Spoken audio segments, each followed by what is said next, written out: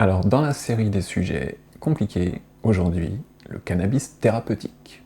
Hello à tous, moi c'est Jérôme. Il y a 5 ans, j'ai eu une maladie neurologique qui m'a rendu tétraplégique. Et sur cette chaîne, je vous raconte mon parcours, comment je suis revenu de tout ça et ce que j'ai appris surtout de cette expérience.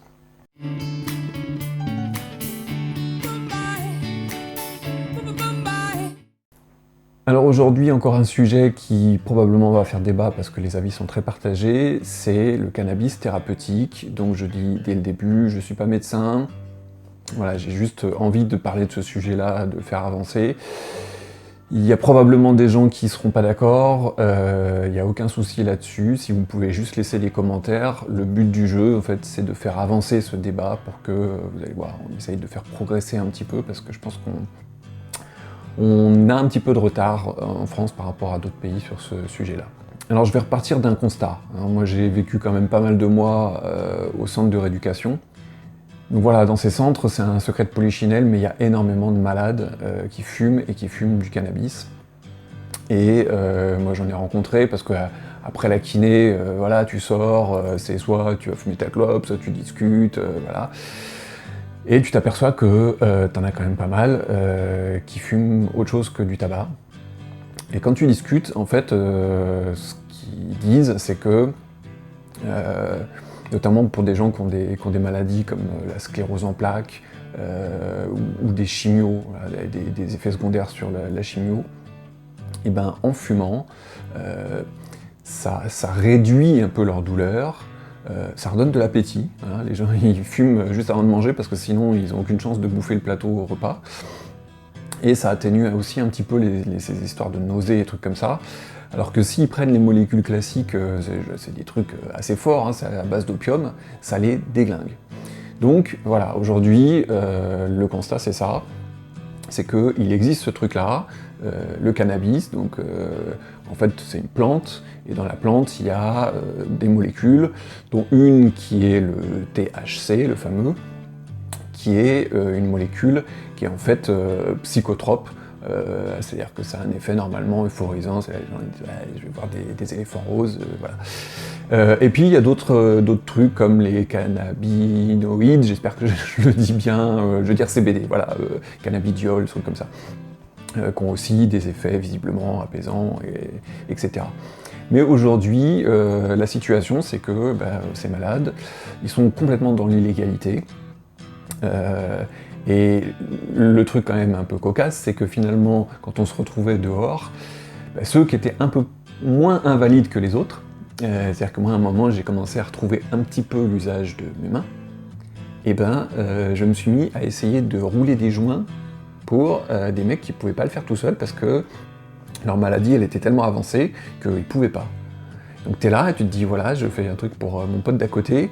Alors déjà, je sais même pas trop. Voilà, j'ai appris un peu comment on faisait, mais alors en plus quand t'as les mains comme ça, tu fais un peu n'importe quoi. Et le truc que j'ai trouvé hallucinant, c'est que autant quand ils fument une clope, ils pouvaient demander à l'infirmier de les aider, d'allumer la clope, de leur tenir quand ils avaient besoin de tirer dessus. Mais pour un joint, tu peux pas. Donc c'est un malade qui fait un truc, machin, qui t'allume le truc à moitié comme ça. L'autre, il peut pas le tenir, donc de temps en temps, t'as le pétard qui tombe et il se brûle. Voilà, c'est en plus, c'est une situation qui est cocasse et dangereuse. Donc voilà, moi ça m'a un peu choqué. Alors il faut savoir que y a des alternatives à ça. La première, c'est de prendre la plante, de virer tout ce qui est THC et de garder que la partie CBD. Donc ça aujourd'hui c'est autorisé en France, ça se trouve sous forme de gouttes de machin, etc. Après quand on écoute les malades, il semblerait que l'effet soit quand même un peu moindre, voire nettement moindre que le vrai cannabis. Donc là c'est pareil, si vous avez des commentaires à faire, s'il y en a qui ont testé tout ça, n'hésitez pas à mettre en commentaire votre expérience. Donc ça c'est un bout de la chaîne. À l'autre bout, il y a le cannabis qu'il faut aller acheter dans les cités et qui alimente les trafics. Et entre les deux, il y a ce qui s'appelle le cannabis thérapeutique. Alors pourquoi c'est thérapeutique? Alors déjà, c'est que c'est à visée médicale, hein, c'est pas juste pour voir des trucs machin. Et du coup, en fait, dans la culture, ils essayent de contrôler la quantité de THC parce que Il semble quand même que le THC, c'est soit une des molécules qui fasse que ça marche mieux, mais il ne faut pas qu'il y en ait trop, pour pas que ça devienne addictif, machin, etc. Donc voilà, il existe ce truc intermédiaire, sauf qu'en France, c'est illégal, donc vous n'en trouverez pas.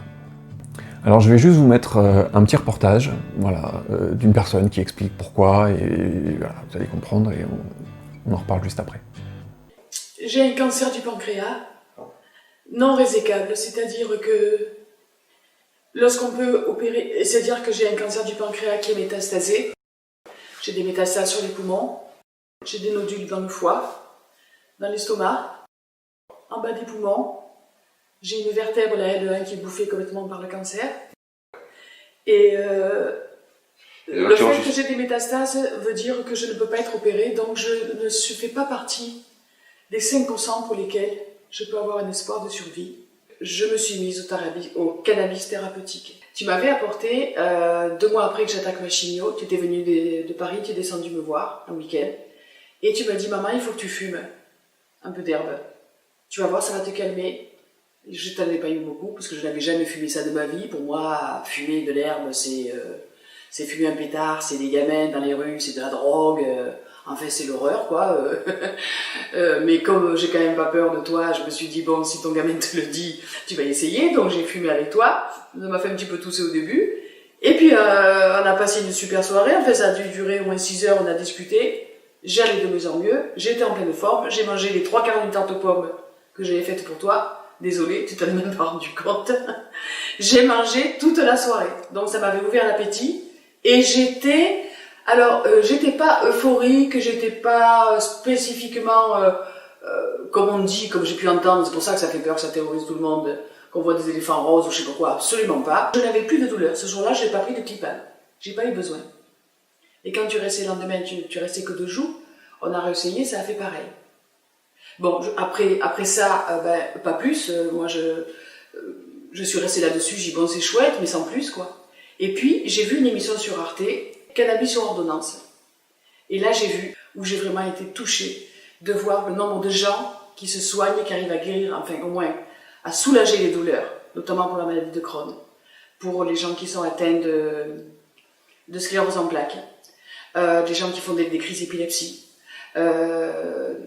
tous ces gens-là, avec du cannabis médicinal, puisque c'est autorisé aux USA, évidemment c'était filmé aux USA, parce que ce pays, enfin sur les je sais pas combien d'États qu'il y a, je crois qu'il y en a plus de la moitié qui n'ont pas respecté le gouvernement fédéral, et qui se sont autorisés eux-mêmes à ouvrir des officines médicinales qui vendent la marijuana sous différentes formes, des patchs, des gélules, enfin bon, peu importe.